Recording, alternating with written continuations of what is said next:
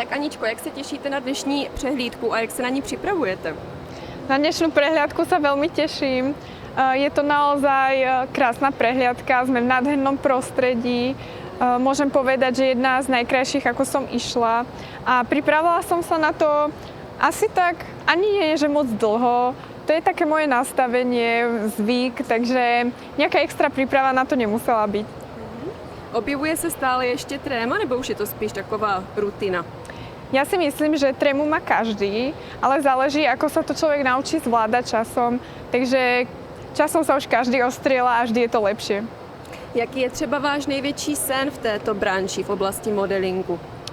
Ja by som veľmi rada išla na molo Victoria's Secret, teda robiť pre Victoria's Secret, ale to je v oblakoch ešte.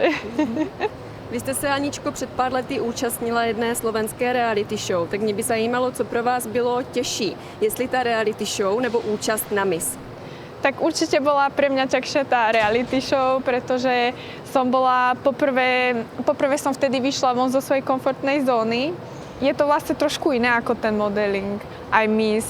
Bolo to pre mňa nové, takže určite reality show bola pre mňa zložitejšia skúsenosť, ale takisto ma veľmi posunula ďalej, za čo som vďačná. Vy už teďka máte korunku Miss Universe, tak co to pro vás znamená? Jaký je to pocit? No, mne to ešte stále nedochádza. Ja už som asi Miss Universe Slovakia 2 mesiace a ešte stále je to pre mňa také nové, ale veľmi moc si to vážim, že môžem reprezentovať Slovensko v Portoriku tento november a dám do toho všetko, aby to vyšlo čo najlepšie.